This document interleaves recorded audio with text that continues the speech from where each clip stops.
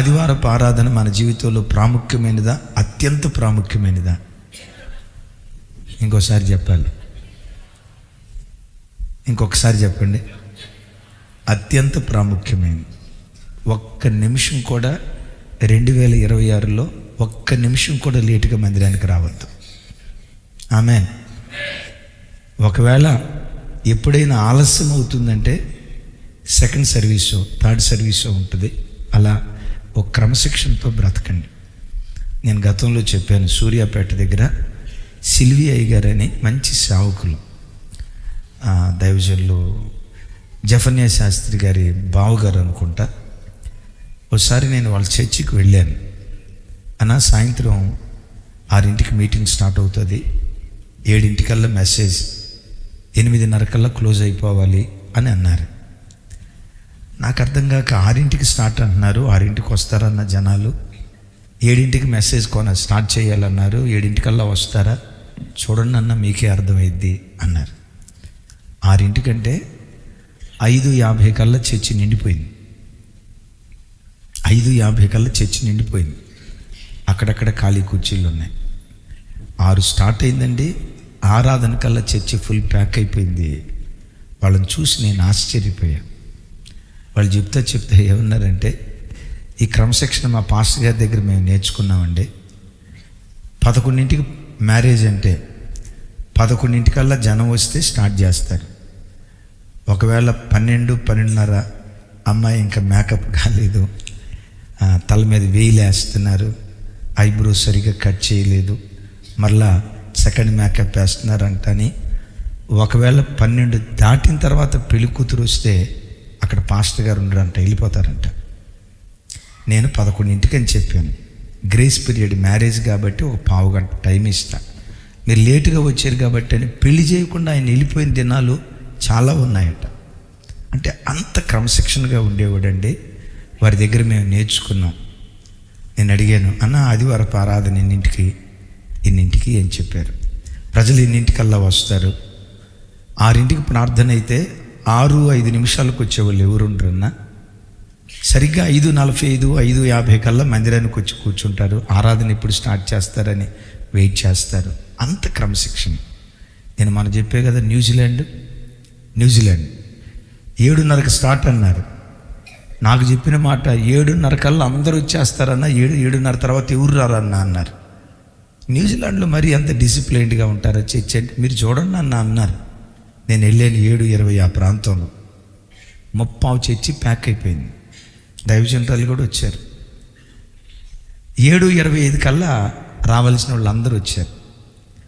7:30 తర్వాత 2 వచ్చారు. ఆ 2 మన చుట్టాలేనంట, మనోళ్ళేనంట. అదేదో అంటారు, అక్కడెక్కడికో పోయినా శనీశ్వరం వదలేదు అన్నట్టు, అక్కడికి పోయినా ఈ లేటుకు వచ్చే బ్యాచ్. అంటే కొంతమందికి అట్లా ఫిక్స్ అయిపోతారు.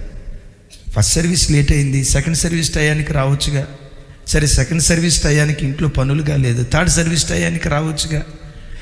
ఎన్ని టయాలు మార్చినా ఎందుకు వస్తారయ్యి అంటే, మన చిన్నతనంలో ఒక మాట అనేవాళ్ళం, కుక్కతోక స్ట్రైటా. నువ్వు కొత్త పద్యం రాయకయ్యా, కుక్కతోక వంకర అంటారు కదా. ఇక అంతే, కొంతమంది దేవుని కృప మన చర్చకు వచ్చేసరికి అది ఫస్ట్ సర్వీస్ అయినా, సెకండ్ సర్వీస్ అయినా, థర్డ్ సర్వీస్ అయినా 30% ప్రజలు మందిరానికి వచ్చి ఉంటారు. ఆ 10% ప్రజల్ని ఎట్టా మార్చాలని ఎంత ప్రయత్నం చేసినా, తలకాయ కింద పెట్టి కాళ్ళు పైకి లేపి శీర్షాసనం వేసి ప్రార్థన చేసిన, యెహోవానైనా నేను మార్పు లేని వాడను అని ఆయన అన్నట్లుగా, మేము మారమయ్యా అన్నట్లుగా నేను దైవజనురాలు చెప్తున్నాను. నేను థర్డ్ సర్వీస్ మెసేజ్ ఇచ్చేటప్పుడు ఎంత 1:10 కూడా వచ్చారంట కొంతమంది భక్తులు. 1:10 1:15 ప్రార్థన అయిపోయింది. ఇంకొక 5 నిమిషాల్లో ప్రార్థన ముగిస్తామనంగా ఆ టైంలో వచ్చారంట. ఏసన్న గారు అంటూ ఉండేవాళ్ళు, ఆశీర్వాదం ఇచ్చేటప్పుడు ముగింపులో వచ్చే వెంటయ్య ఆశీర్వాదాలు పోతాయి అంటే, ఆశీర్వాదం ఇచ్చేటప్పుడే నేను వస్తే ఆశీర్వాదాలు ఇంకెక్కడికి పోతాయి అన్నాడంట. ఇట్లా ఉంటాయి. తీర్మానం చేసుకోండి, ఆదివారపు ఆరాధన ఒక్క నిమిషం కూడా నేను లేటుగా వెళ్ళొద్దు. ఆమేన్ చెప్పండి.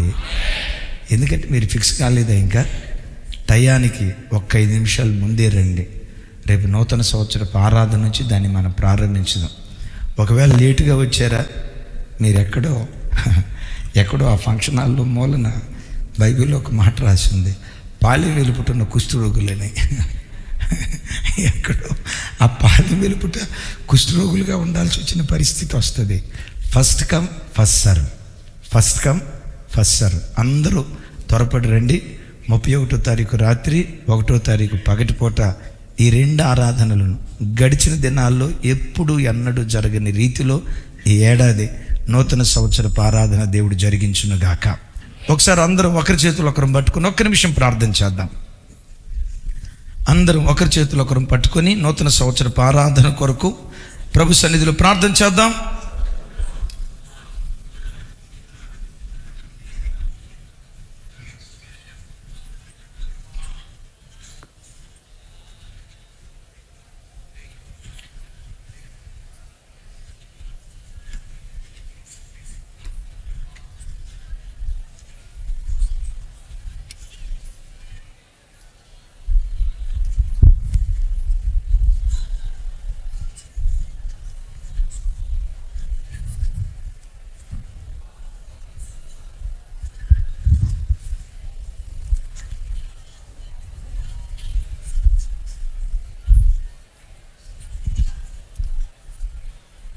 ప్రార్థన చేద్దాం.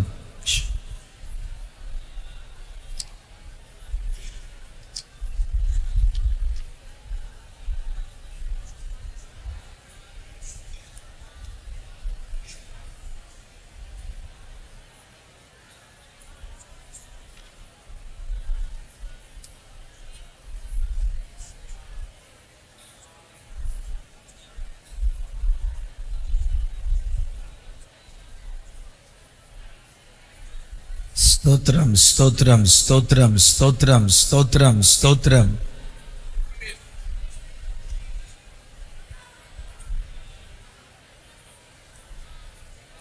సర్వశక్తి గల తండ్రి, సకల ఆశీర్వాదాలకు కారణభూతుడా, మీ సముఖంలో మీ రాయబారిగా నిలబడి ఉన్నాను ప్రభు.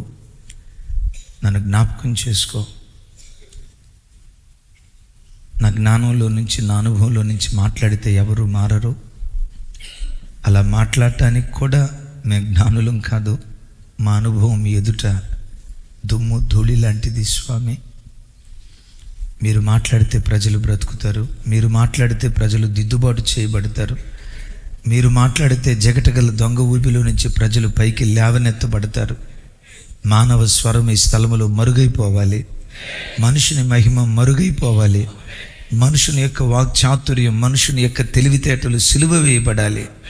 సిలువ వేయబడిన క్రీస్తును మాత్రమే ఈ స్థలంలో మేము ప్రదర్శించున్నట్లుగా నైనా దైవావేశంతో కూడుకున్న వాక్కులు ఈ స్థలంలో వినబడినట్లుగా మా ఒక్కొక్కరితో మాట్లాడి మహిమ పొందమని ప్రార్థిస్తున్నాను. వాక్చాతుర్యం ఏమాత్రం కనపరచబడకూడదయ్యా. వాక్శక్తి ఈ స్థలములో ప్రత్యక్షపరచబడాలి. వాక్శక్తి ఈ స్థలములో ప్రత్యక్షపరచబడాలి. వాక్శక్తితో, పరిశుద్ధాత్మ శక్తి ద్వారా మాట్లాడే దివ్యమైన మాటలు ఒక్కొక్క హృదయం రేపబడినట్లుగా మీరే కార్యం చేసి మహిమ పొందమని నేల మట్టుకు తగ్గించుకుంటూ మీ పవిత్ర పాదాలకు మీ దీనదాసుడైన నన్ను నేను సమర్పించుకుంటూ యేసు నామములో మీరు మాతో మాట్లాడినందుకు స్తోత్రాలు. ఈ సంవత్సరాంతపు చివరి వర్తమానాలలో ఉదక స్నానం చేయిస్తున్నందుకు స్తోత్రాలు. పెండ్లి కుమార్తెగా మమ్మల్ని మారుస్తున్నందుకు స్తోత్రాలు. యేసు నామం పేరిట ప్రార్థించి స్తుతించి పొంది ఉన్నాము తండ్రి. ఆమేన్. దయచేసి అందరూ కూర్చునండి. సర్వాధికారియు నిరంతర స్తోత్రార్హుడు యేసు ప్రభు వారి ప్రశస్త నామంలో ఈ శుద్ధీకరణ కోటాల చివరి దినం ఈ పగటిపూట కోటానికి మందిరానికి కూడి వచ్చిన ప్రతి బిడ్డకు మా హృదయపూర్వకమైన వందనాలు. అందరికీ, అలాగే ఆయా దేశాల్లో ఉండి లైవ్ చూస్తూ ప్రత్యక్ష ప్రసారం ద్వారా మందిరంలో ఉన్నట్లుగానే మీ గృహాల్లో కూర్చొని శుద్ధీకరణలో పాలిభాగస్తులు అవుతున్న ప్రతి కుటుంబానికి ఇమాన్యుయల్ మినిస్ట్రీస్ తరపున మా నిండు మనసుతో మీ అందరికీ కృతజ్ఞతలు తెలియచేస్తూ ఉన్నాను. మిమ్మను మీ కుటుంబాలను మన ఒక్కొక్కరిని దయగల దేవుడు శుద్ధీకరించి నూతన మనసుతో నూతన సంవత్సరంలో ప్రవేశింపచేయునుగాక. మంచిది. ఈ 2025 సంవత్సరం నీ ఆధ్యాత్మిక జీవితం ఎలా కొనసాగుతూ వచ్చిందో ఒకసారి కళ్ళ ముందు పెట్టుకొని ఈ వర్తమానం వినటానికి ప్రయత్నం చేయి. 364 రోజుల్లో నువ్వు స్థిరంగా దేవునిలో బ్రతికిన కాలం ఎంత? ఓ స్థిరమైన విశ్వాసిగా, భక్తి కలిగిన విశ్వాసిగా, నిలకడైన విశ్వాసిగా ఖచ్చితంగా దేవుని కొరకు నువ్వు బ్రతికిన కాలం ఎంత? ఇటు అటు ఊగిసలాడుతూ జీవించిన కాలం ఎంత? అసలు పూర్తిగా దేవునికి దూరమైపోయిన కాలం ఎంత? రాగల నూతన సంవత్సరంలో మన భక్తి జీవితం ఇలాంటి అస్తవ్యస్తంగా ఉండకుండా ఓ నిలకడైన భక్తి జీవితం, ఓ స్థిరమైన భక్తి జీవితం దేవుని సన్నిధిలో మనం నిజంగా చేయగలమా? మనం బ్రతుకుతున్న ఈ లోకం అపవిత్రమైనది, భక్తిగా బ్రతకటానికి సహకరించని ప్రతికూల పరిస్థితి కదా. ఇలాంటి ప్రతికూల పరిస్థితుల్లో ఒక వ్యక్తి దేవునిలో కడవరకు నిలకడగా బ్రతకటం సాధ్యమా అంటే అది సాధ్యమే. 17వ ఏట దానియేలు బబులోను దేశానికి వెళ్ళాడు. బబులోను బురద, ఆ బురదతో కూడుకున్న లోకంలో 70 సంవత్సరాలు నెబుకద్నెజరు కాలంలో బ్రతికాడు. ఎక్కడ త్రుట్టిల్లిపోకుండా నిలకడైన భక్తి జీవితం చేశాడు. ఆ తర్వాత కొన్ని సంవత్సరాలు బ్రతికాడు. అద్భుతం. 17వ సంవత్సరంలో ఎలా పరిచయం అయ్యాడో చనిపోయే ఆఖరి క్షణం వరకు ఆ నిలకడైన భక్తి జీవితం తను చేస్తూనే ఉన్నాడు. దానియేలు ఏం దేవుడు కాదు కదా, మీలాంటి నాలాంటి శరీరాన్ని ధరించిన వాడే. దానియేలుకు సాధ్యమైనప్పుడు అది నాకు సాధ్యమే, నీకు సాధ్యమే. మన ఒక్కొక్కరికి స్థిరంగా దేవునిలో బ్రతకటం అది సాధ్యమే. అయితే దేవునిలో మనం స్థిరంగా బ్రతకాలంటే ఏం చేయాలి? ఏం చేస్తే భక్తిలో నిలకడగా బ్రతకటానికి దేవుడు కృప చూపిస్తాడు? సామెతల గ్రంథం చూడండి. సామెతల గ్రంథం 25వ అధ్యాయం 5వ వచనం. 25వ అధ్యాయం 5వ వచనం. నాతో కలిసి, రాజు ఎదుట నుండి దుష్టులను తొలగించిన యెడల అతని సింహాసనం నీతి వలన స్థిరపరచబడును. చూడండి, ఇది రాజైన సొలొమోను రాసినటువంటి సామెత. ఈ సామెతలో భక్తుడు ఏమంటాడంటే, రాజు సింహాసనం స్థిరపరచబడాలంటే చుట్టూతా దుస్తులను పెట్టుకొని నా సింహాసనం స్థిరపడాలి అంటే స్థిరపడదు.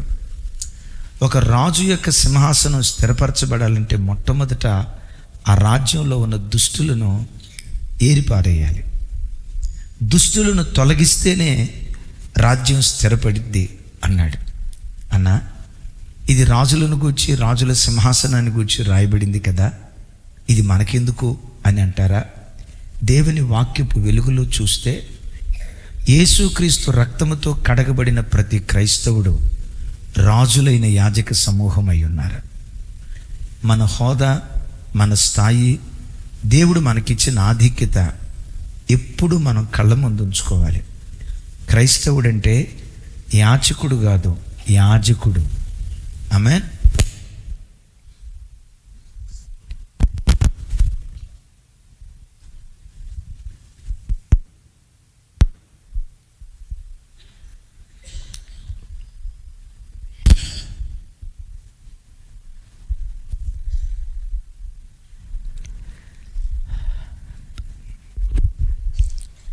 Praise the Lord. హల్లెలూయా.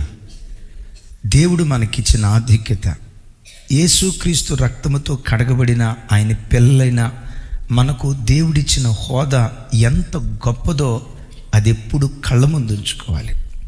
పేతురు గ్రంథకర్త అంటాడు, చీకటిలో నుండి ఆశ్చర్యకరమైన వెలుగులోనికి ఆయన గుణాతిశయాలు ప్రచురపరచడానికి మీరు ఏర్పరచబడిన వంశం, రాజులైన యాజక సమూహం. కొన్ని చోట్లకు వెళ్ళినప్పుడు కొంతమంది నన్ను అడుగుతారు, అనయ్య మీదే కులం అని. నిర్మోహమాటంగా దాచకుండా చెప్తాను, మేము రాజులం అయ్యా అంటాను. వెంటనే టకామని ఏమంటారు తెలుసా? హాయ్, భీమవరం రాజులా మీరు? పాలకొల్లు రాజులా? నరసాపురం రాజులా? ఎక్కడ రాజులండి అని అంటారు. మేము పరలోకపు రాజులం.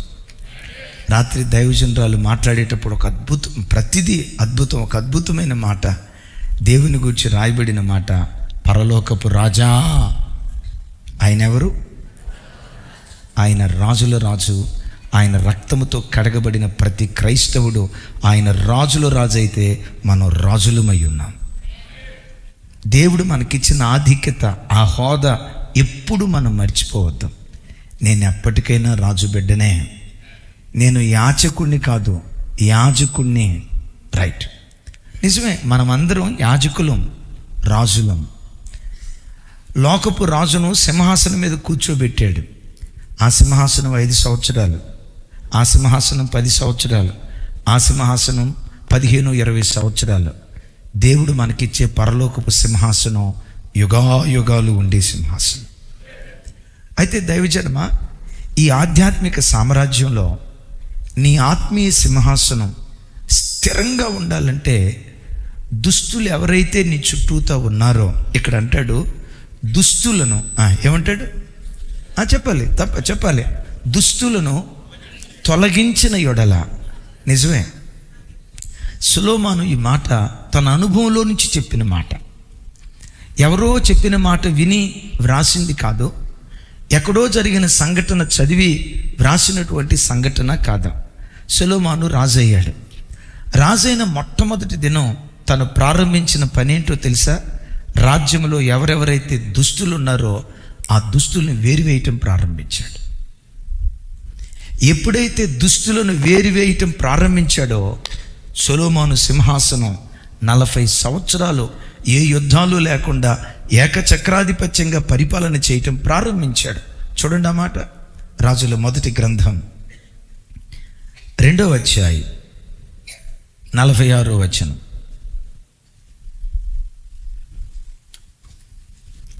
రెండవ అధ్యాయం నాతో కలిసి.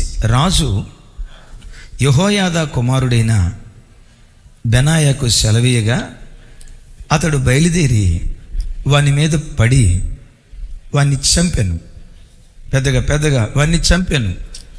ఈ ప్రకారము రాజ్యము సొలొమోను వశమున స్థిరపరచబడెను. ఈ ప్రకారము, పెద్దగా చెప్పండి, ఈ ప్రకారము.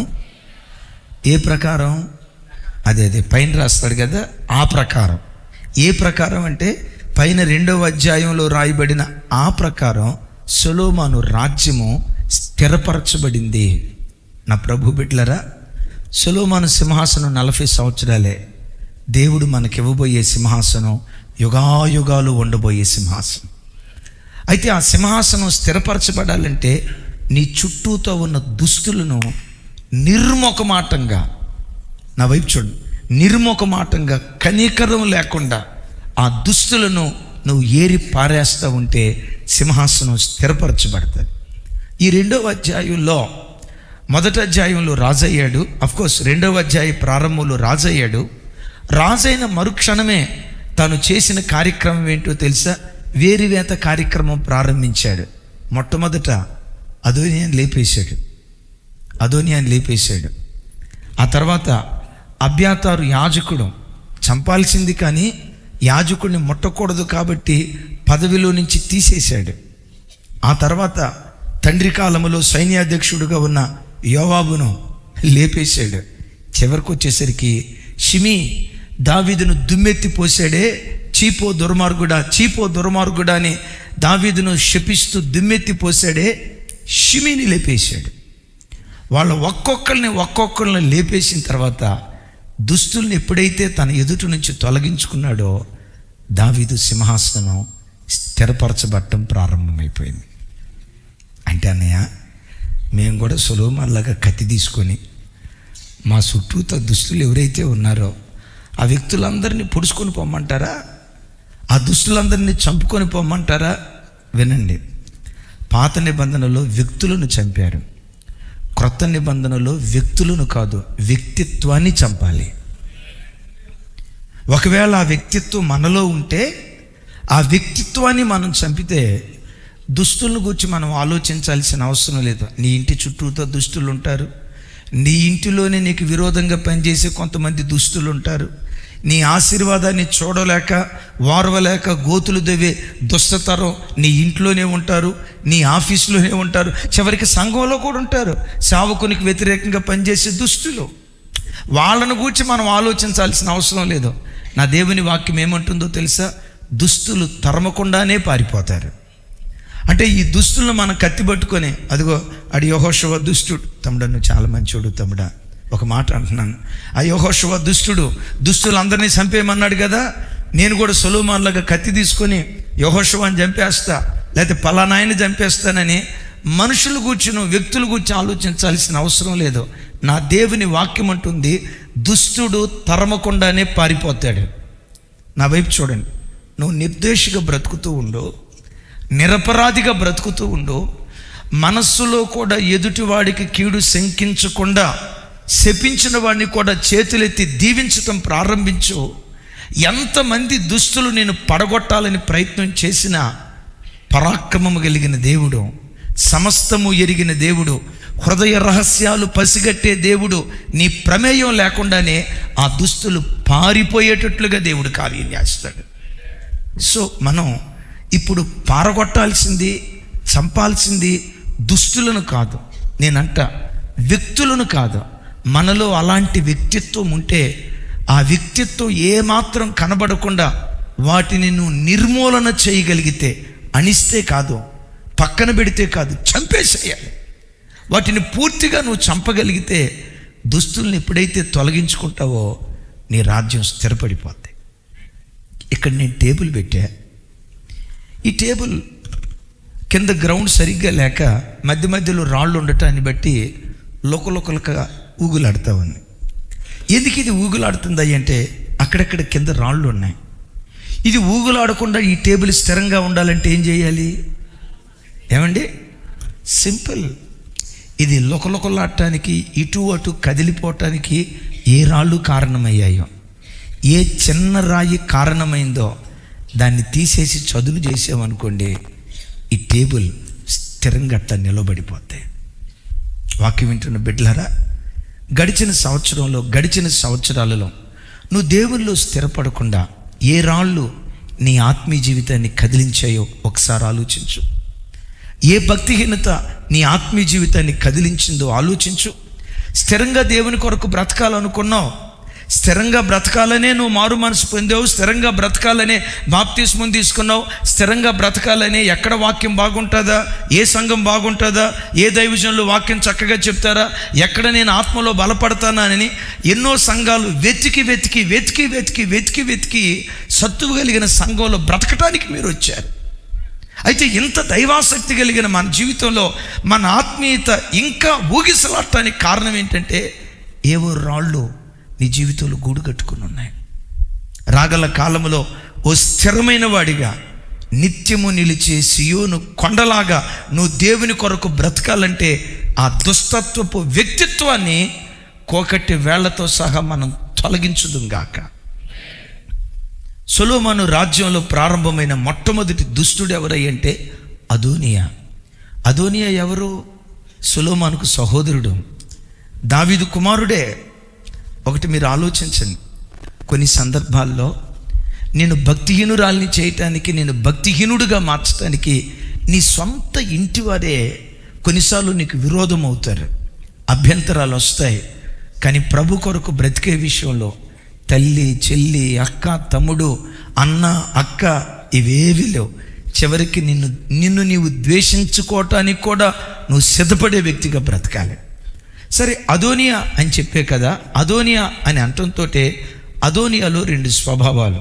నంబర్ 1 అహంకారం, రెండవది అపవిత్రత. నంబర్ 1 అహంకారం, రెండవది అపవిత్రత. చూడండి ఆ మాట, రాజుల మొదటి గ్రంథం 1వ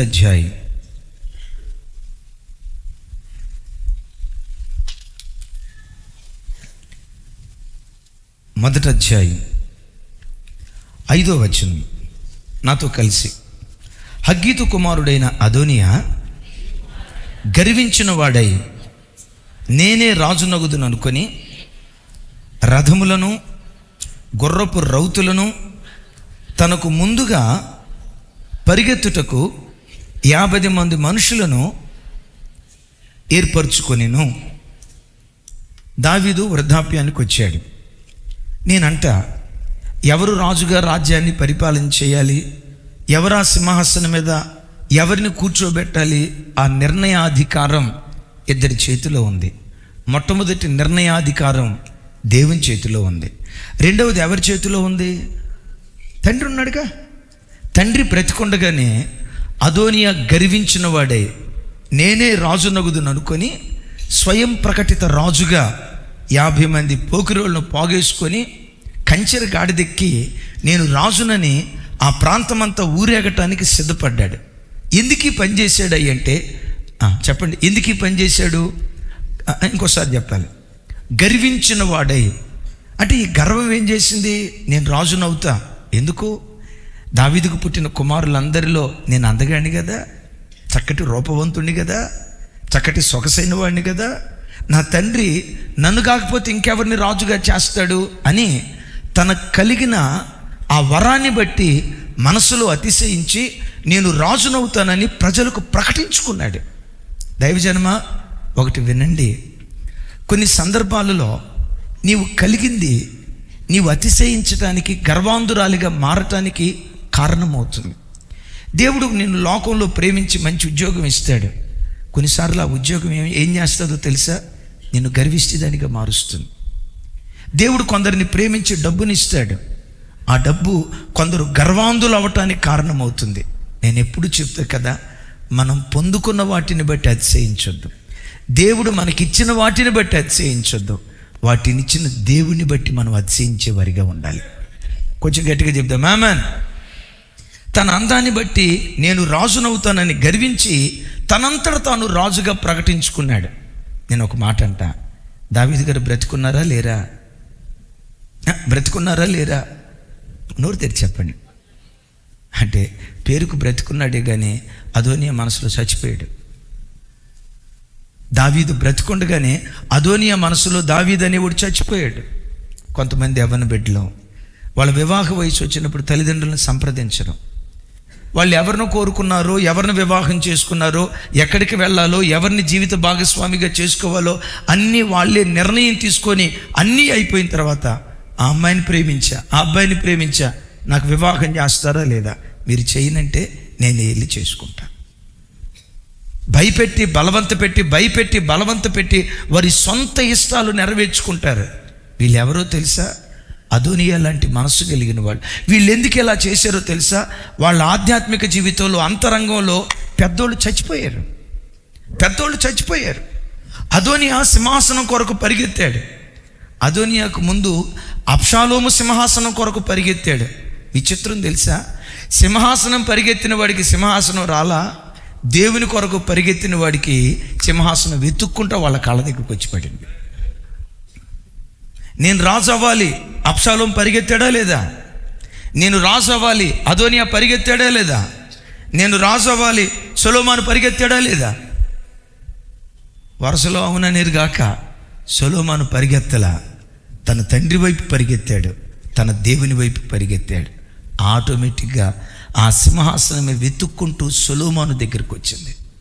నా ప్రభు బిడ్డలారా, లోకంలో ఏదో సాధించాలని దేవుని పక్కన పెట్టి అబ్షాలోము పరిగెత్తినట్లుగా, అదోనియా పరిగెత్తినట్లుగా దేవుని ప్రక్కన పెట్టి లోకం కొరకు నువ్వు పరిగెత్తావా? నీ కష్టం ద్వారా, నీ తెలివితేటల ద్వారా, నీ సామర్థ్యం ద్వారా, నీ బలం ద్వారా నేనేదో సంపాదించుకోగలనని దేవుని ప్రక్కన పెట్టి నా శక్తి, నా సామర్థ్యం, నా జ్ఞానం, నా తెలివితేటలని వాటిని నమ్ముకొని నువ్వు పరిగెత్తావా? నా దేవుని వాక్యం అంటుంది, నా గుండె లోతులో నుంచి నా వ్యక్తిగతంగా ఈ మాట నమ్ముతా. ప్రయాసపడు అని వలనైనా, పొందగోరు అని వలనైనా కాదు, కానీ కనికరించు దేవుని వలనే ఒక మనిషికి మేలైనది ఏదైనా కలుగుతుంది.